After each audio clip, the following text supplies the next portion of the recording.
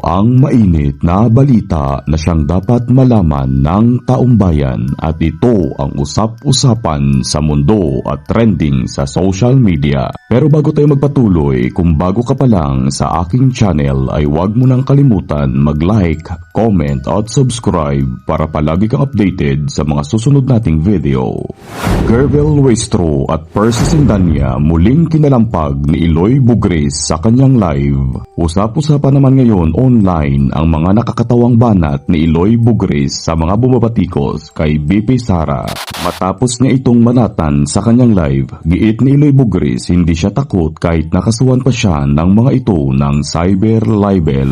Kung matatandaan ninyo, si Luistro at Percy ang mga taong bumabatikos sa pinakamamahal nating Vice Presidente Sara Duterte, kung saan hinahanapan nila ito ng butas para maging masama sa mata ng mga Pilipino. Subalit kahit ano pa ang masasamang salita na binibitawan nila kay BP Sara, wala nang naniniwala sa kanila. Samantala, giit ni Eloy Bugris lahat ng bumabatikos kay BP Sara ay siguradong babalikan niya ito at babanatan sa kanyang live. Sa mga hindi pa nakakaalam, si Eloy Bugris ay suli Duterte at siguradong ipaglalaban niya ito hanggang sa huli. Mga kababayan, ano ang masasabi niyo dito? At para sa karagdagang detalye, narito at paanuroy natin ang full video. Sa diin to gani, nagasinggit-singgit ni nga si Pugita. Bigyan niyo ko gani guys, sang video ni sang kwano, sang bukaw-bukaw matangaga amo ng nga may goiter. Dudurugin ka namin ni Guanson, Atty. Guanson, tsaka ni Kati, Binag. Taga ka. Tagain nyo ko gani, guys. Panahon ni President Bongbong Marcos, sa panahon ni Speaker Martin Romualdez, correct me if I'm wrong, pumaha at pumagyo ng biyaya dito sa ikalawang distrito ng ating lalawigan. Kaya may AX dahil ni Speaker. Kaya may AKAP dahil ni Speaker. Kaya may tupad dahil ni Speaker. Kaya may mga barangay road dahil ni Speaker. Kaya may patubig dahil ni Speaker. At kaya may groundbreaking ngayon dahil ni Speaker. Shoutout dyan ulit kay Gervel Luistro. Sinungaling ka, alipungoy, mango, bo. Ang bilaksing Eloy mo. Anong pinagsasabi sa kaya? That VP Sara should present evidence of her accusations. Ang lahat ng mga akusasyon kay BP Sara, si BP Sara bilaksing Eloy ang magpresentar sang ebidensya kung ano ang ginaakusar sa mga putas. So tinatawag nyo ngayon si BP Sara nga mandarambong siya. Tinatawag nyo siya ngayon nga magnanakaw. Siya ang maghahanap di sang ebidensya para makatotoong sinasabi nyo. Kung hindi ka the fundamental of the law in the Philippine Constitution is that whoever prosecutes somebody, whoever prosecutes a plaintiff, the burden of proof is on you. Abogada ka. Bilaksing Eloy ka, that is not even the lie itself. It is the insult to our intelligence. Even a 6th grader, even an elementary student would be confused. What the hell is she talking about? Hindi nga Pugita nga alot nga ang asawa sang ibang babae kasi hindi matake sang asawa mo. Ang pagmumukha mo, Pugita.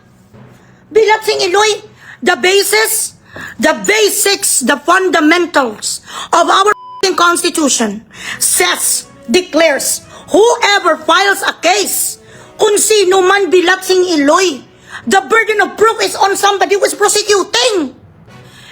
Pag tinatawag si Pugris Estampadura, iskamiris si Pugris, tapos ako maghahanap sang ebidensya. Amo ni palang scam ko pala, Ma'am Luistro, ma'am. Ito pala, ma'am, mo ang ebidensya, ma'am, ang scammerist ko, ma'am. Ay, Ma'am Luistro, meron po kasing nag-file sa akin ng case. Cyber libel, minura ko daw. Ito, ma'am, oh. May kopya pala ako dito sa pagmumura ko. Bilaksing Eloy, kano kala mo sa puto, it's not even the lie. It's not even the gaslighting. It is the insult to our intellect. Ano abi mo sa Pilipino? Walang eskwela? Bilaksing Eloy ka. Sa buong Asia, at one point, Philippines has the highest university student graduates. Ang Pilipinas. Subali si Sara Duterte, mandarambong, Bilat sing Iloy, dalhin mo dito sa sabi sa nga may goiter nga bukaw mata. Bukaw-bukang bilat sing Iloy, pugita. Ikaw magdala dito, BP. Sang ebidensya mo, sang aming mga ginaakusa sa'yo, bilat sing Iloy, kakuging. Ano ang mo? Ginsimpunan mong sa gagasol? Saan niya sila nagkakuha sa mga kanilang mga idea, man?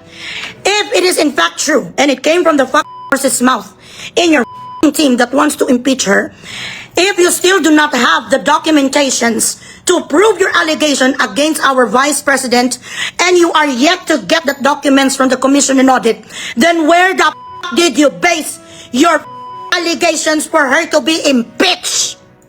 Saan nyo kinuha ang aligasyon nyo sa kanya sa emanasyon nyo? Nagano ka mga bilat sing Iloy na guni-guni? First of all, ang kanyang fiscal year budget sa confidential fund, yung pieces of shit, you gave it to her December 11, katapusan na ng mundo. Katapusan na sa year they had 21 days na para ma-liquidate nila yun, otherwise it's going to go back. Kung saan nang galing yun, katapos makawin nyo lang. Kaya nila sinasabihan na inday lustay si VP natin because talagang they made it a point to give that money to her from the confidential fund at the end of the year. Middle nagbilat sa Iloy sa December, naturalmente di gastuson niya antes mag December 31 because she is obliged by the law to do so. Hindi lang kasi alam ng iba eh. A lot of people, most of the Filipino people has no idea kung bakit nila ginasabihan nga ni Lustay ang 125,000 pero kayo, nga mga matatalino, hindi na nila mabugres. Hindi na nila ma-convince because we dig up things. We go to the abyss. Your accusation against her, it's not only abysmal but it is also asinine. Wala ka mo basis so kumakuha pa lang ka mo sa papel so commission and audit na magpapatuod to prove your allegation. So saan kayo kumuha? Bilat sing Iloy? Ikaw din nga ay bilat sing Iloy ni si Abante. Gorang ko rinot pot ko. Hindi na nagatayo utak ang mo kahit mag-inom ka pa sang 50 mil. Kabayagra kang kawatan kang pastor demonyo. Bilat sing Iloy ka mandaraya, mandarambong Abante. Ito kang sandali lang ha. Ang dipo patay huya ka, ari pag ining isa, pag inisisindaan, ano ni sila yaman? Ano ni mga itsura, bilat sing Iloy? Hoy, kiwi mo ka, agamo ni bilat sing Iloy, sisindan niya. Ano ang karapatan mo isapat? Ang bilat sing Iloy, kalain sa tsura ni si Danya, kululbaan, dumaligno. Ano ang gina-isprakitit mo, igab? Bilat sing Iloy, na ano ni sa, hoy, maligno ka itsura, na-stroke ka? Paralyzed ka? Anong ginasinggit mo kay Sarah? Kung gusto mo, Bibi Sarah, napuksaan, umating ka sa iring, doon mo pakitang tapang mo at pagkabrata nila mo. Hoy! Persisindan niya, undin, nga ang itsura mong bilat sing Iloy kapuryagaba, daw sinumpa ka sampito ka makako, ang ngipin mo sa baba, 1, 2, 3, 4, 5, 6, 7. Ang ngipin mo sa baba, 7. Pupunta lang si Bibi Sara kung maging gwapo ka. Kung maging kamukha mo si Gabi Concepcion. Demanding na-stroke ka. Hindi ka umiinom sa losartan mo. Ang bilat sing Iloy ka, bebe. Gaamo ng ayusin mo muna itsura mo. Pamasahe. Ipailot ang itsura mo nga maging sakto. Hindi ganing itsura mo maging sakto. Demanding ka. Wala karapatan, no face, no opinion. Bilat sing Iloy. Ang ipin mo sa baba, 7. Wala pagkatululupong, may short, may tall. Tapos makademand ka, no face, no opinion. Go, perse, Sir Danya, nga nananalo ng mga bilat sing Iloy ni nilaman. Binuto ni sila. Were they appointed? Were they voted by a group or I don't know? Sino nagboto? Representative sa ano ni sa? Representative ka sa ano bilat sing Iloy? Alien? Do si Iti, tsura, do iwo. Tananagid lang yung kakaaway namin ni VP Sara kung hindi ang itsura gaamo na bukaw-bukaw. Lahat na lang ang makaaway, mga puro na bilat sing Iloy, mga taga Manilaso. Bumalik ka sa Manilaso, ilanap na kayo. Ang usapan natin, ang labas niyo October 31, November 1, November 2, sa Halloween. Ngayon, bilat sing Iloy, Marso, pala na silabasan ng mga ukat-ukat. Wala pa yung regal shaker. Pinapalabas lang ang secretary roll kung mga kuha na. Mga October 31, mga conjuring. Marso pa lang, mag-graduation pa lang. Ang pinapalabas pa lang kayo mga pelikula, bagets. Hindi pa tayo umabot bilat sa Iloy sa ukat-ukat. Nagsilabasan na ang mga mga Halloween characters. Ay, do mga si Kabuto, ni mga partilis, ni mga bilat sang amay niyo. Why kapag ganin ng physical therapy, ang magtaglaw ang kiwi mo nga itsura. Hambas ang bilat sa inyo. Bago si President Sara, magpunta sa ganang bitaran mong wala pulos. Ang basura yung nga bilat sing Iloy nga impeachment. Baguhin mo po ng pagmumukha mo pa i-transplant ka. Palitan mo sa itsura ni Gabi Concepcion. Bilat sing Iloy mo, no face, no opinion. Amo na nga itsura, may magsalita sa akin. May magmandar-mandar sa akin, magdemand-demand bugres. Ayusin pagsasalita po sa itsura, yung katulad ni Percy, bilat sing Iloy mo, tinampa, nakakaroon. Ano? Ano salita po sa akin? Aplikatun ko dayon agad-agad dito, hindi kayo magsalita. Yan. Huwag ka mag-demand, Percy. Kasi una, bis di puta kang itsura mo, nakakatakot ka. Ang mga bata natatakot sa'yo. Ang picture mo ang pinapakita sa mga bata kung kailangan matulog every 1 p.m. in the afternoon. Ang mga bata nga hindi natutulog sa gabi, ang mukha mong pinapakita.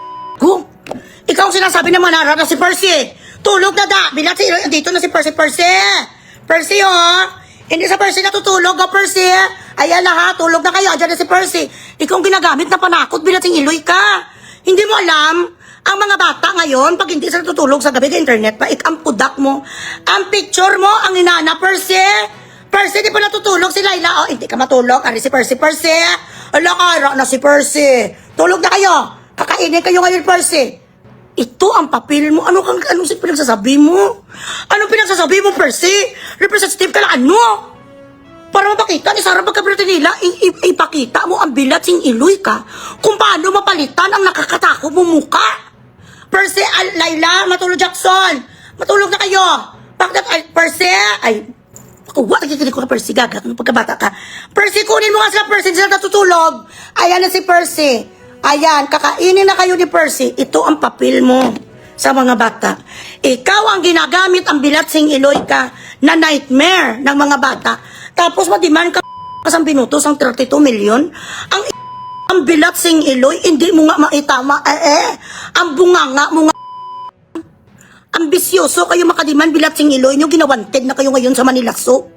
Wala kayong karapatan magdiman-diman kay BP Sara, mga kung ang mga pagmumukha nyo, mga sapat kayo, conjuring. Tsura sa mga membro sang Jurassic Park. Pwe! Itong kinasabi ko, Cole, you wanna eat or not? I will give you to Percy. Bilat sing Iloy, Cole, come here, eat your food. Pag hindi ko makain ng aso, kung pinapakita kung mukha mong kakurog, si Cole, galamon kagad si Cole. Cole, come here, Coco, eat your food. Percy will eat you. Ayan, pinapakita ko agad-agad. Gakurog, gaamon ng aso ko. Gakain agad-agad keyboards. Ay, bilat sing Iloy. Mga kabugris, ano ang masasabi nyo sa balitang ito? Kung meron kayong suggestion o suggestion, mag-comment lamang kayo sa comment section. At para sa mas marami pang video na katulad nito, mag-subscribe sa Iloy Bugris Official. Maraming salamat po sa inyong panunood and God bless us all.